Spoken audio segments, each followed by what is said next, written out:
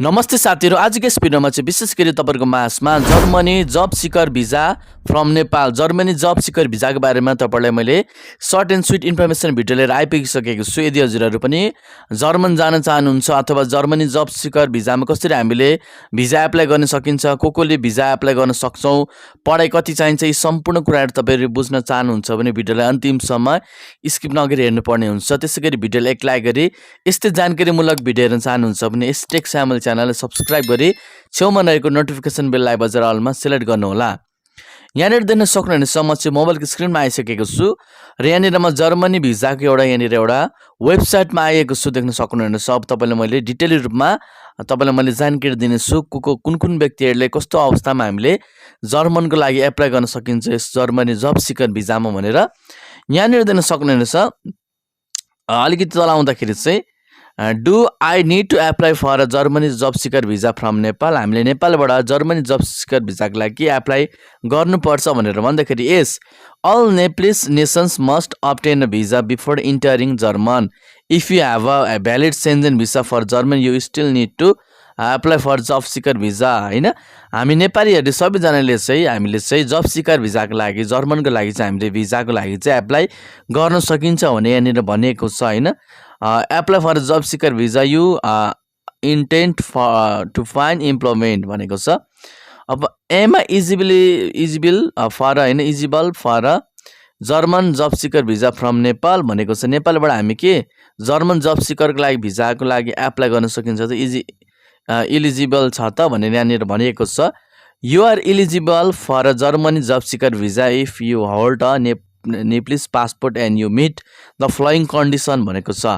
यदि तपाईसँग नेपालको पासपोर्ट छ भने तपाईले जर्मन जब सिकर भिजाको लागि एप्लाई मजाले गर्न सक्नुहुन्छ यदि तपाईले दिएको यो तल दिएको कन्डिसनहरु तपाईले पूरा गर्नुभयो भने भनेर यहाँनिर लेखेको छ। अब कन्डिसनहरु के रहेको छ त, शर्तहरु के रहेको छ त हैन। अब यहाँनिर अलिकति तलतिर आउनुभयो भने अब आवेदन दिनुहोस्मा यहाँ देख्न सक्नुहुनेछ शर्तहरु। अब तपाईले जर्मनीमा प्रशिक्षण पाठ्यक्रम अध्ययन कार्यक्रम पूरा गर्नुभएको छ भनेर यहाँ लेखेको छ। हामीले चाहिँ तपाईले जर्मनीमा हामीले चाहिँ प्रशिक्षण पाठ्यक्रम अध्ययन कार्यक्रम चाहिँ पूरा गरेको हुनुपर्छ र तपाईले नेपालमा डिग्री प्राप्त गर्नुभएको छ जुन जर्मनीमा 1 बराबर छ। नेपालमा हामीले डिग्री चाहिँ प्राप्त गर्नुपर्ने हुन्छ, डिग्री लेभलसम्म हामीले पढाइ गर्नुपर्ने हुन्छ जर्मनी जब सिकर भिजाको लागि एप्लाई गर्नको निम्ति। तपाईसँग जर्मनीमा मान्यता प्राप्त डिग्री छ यहाँ भनिसकेको छ। तपाईसँग कम्तीमा 5 वर्षको व्यावसायिक वा शैक्षिक अनुभव छ भनेको हामीसँग कम्तीमा 5 वर्षसम्म नेपालमा हैन कुनै पनि शैक्षिक अथवा व्यावसायिक रूपमा हामीले चाहिँ व्यवसाय गरेको अनुभव चाहिँ हुनुपर्छ। अब तपाईले प्रमाणित गर्न सक्नुहुन्छ कि तपाईसँग जर्मनीमा हुँदा खर्च कभर गर्न पर्याप्त वित्तीय स्रोतहरु छन् भनेको हामीले जर्मनीमा हुँदा कहाँ बस्ने हैन खर्चहरु हामीले गर्न सक्छौं कि सक्दैनौं भन्ने कुराहरु हामीले सम्पूर्ण कुराहरु हामीले देखाउनु पर्ने हुन्छ। अलिकति तल जानु हो भने तपाईले व्यावसायिक प्रशिक्षण पूरा गर्नु भएको छ र जर्मन भाषाको प्रमाण देखाउन सक्नुहुन्छ भन्नेको मतलब हामीले जर्मन भाषा पनि यहाँनिर चाहिँ सिक्नु पर्ने हुन्छ। देख्न सक्नुहुन्छ you have completed vocational training and you can so proof of German language. अब डकुमेन्टहरु के चाहिन्छ त हैन भन्दाखेरि चाहिँ अलिकति तल जानुभयो भने भिसा एप्लिकेसन फर्म हामीले एप्लिकेसन भर्नु पर्ने हुन्छ।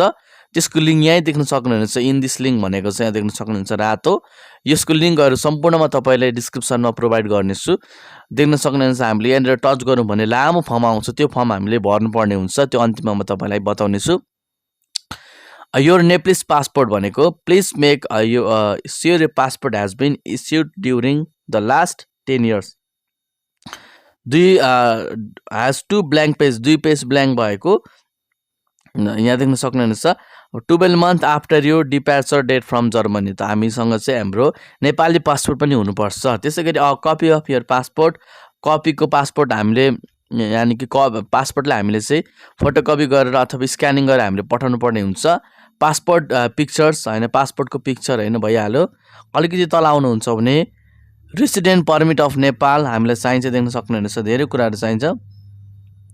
त्यसैगरी एभिडेन्स अफ एकाडेमिक क्वालिफिकेसन भनेको तपाईको डिग्री पढ्नु भएको सम्पूर्ण पास वा के भन्छ तपाईको सम्पूर्ण तपाईसँग सर्टिफिकेटहरु तपाईसँग मार्कसिटहरु हुनुपर्छ। Proof of recognisation of academic degree हैन त्यसै गरी अलिकति तल जानुहुन्छ भने यहाँनिर देख्न सक्नुहुनेछ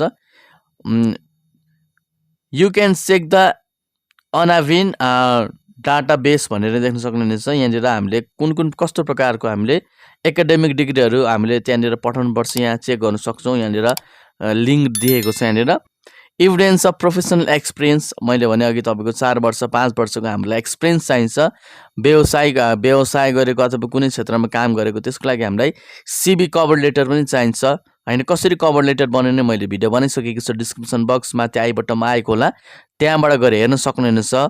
जर्मन बेसमा हामीले चाहिँ कभर लेटर बनाउनु पर्ने हुन्छ। अनि देख्न सक्नुहुनेछ सिभी चाहियो, कभर लेटर चाहियो हैन। त्यसपछि प्रुफ अफ एकोमेन्डेसन, कहाँ बस्ने, कति हैन, कुन ठाउँमा बस्ने, सम्पूर्ण कुरा हामीले चाहिँ देखाउनु पर्ने हुन्छ। देख्न सक्नुहुनेछ। अब यहाँनिर देख्न सक्नुहुनेछ evidence of enough financial means, तपाईँले अलिकति पैसाहरू पनि तपाईँले चाहिँ जम्मा गरेर देखाउनु पर्ने हुन्छ हैन। किनकि यो must submit proof of having sufficient हैन financial resources to support your stay in Germany while you looking for the employment makes sure to submit one the following भनेको छ। त्यहाँनिर बसिन्जेल हामीले रोजगार नखोजिन्जेलसम्म त्यहाँनिर हामीले फाइनेन्सियल पैसाहरू पनि देखाउनु पर्ने हुन्छ हैन। त्यसै गरी यहाँनिर प्रुफ अफ ट्राभल इन्सुरेन्स पनि देखाउनु पर्ने हुन्छ। त्यसै गरी यहाँ देख्न सक्नुहुनेछ सिभिल स्ट्याटस डकुमेन्टहरू देखाउनु पर्ने हुन्छ, marriage certificate, family certificate, birth certificate. यी कुराहरू देखाएर तपाईँले चाहिँ यहाँ अलिकति माथि दिएको लिङ्कमा हामीले टच गरेर चाहिँ हामीले यी फर्महरू भरेर हामी एम्बेसीमा गएर चाहिँ हामी चाहिँ जर्मन जब सिकर भिजा हामीले पाउन सक्छौँ। देख्न सक्नुहुन्छ यहाँनिर लिङ्क भनेको यहाँ माथि नै रहेको छ। यहाँ अलिकति देख्न सक्नुहुन्छ इन दिस लिङ्कमा यहाँनिर हामीले टच गर्यौँ भने यहाँनिर हामीले जर्मनको लागि फर्महरू, जर्मन जब सिकरको फर्म यहाँनिर हामीले देख्न सक्नुहुनेछ। यो चाहिँ अहिले कुन भाषामा छ भन्दाखेरि यो चाहिँ हाम्रो जर्मन भाषामा छ। बुझ्नु भएन भने यहाँनिर माथि 3 डटमा गएर यहाँनिर चाहिँ ट्रान्सलेटमा गएर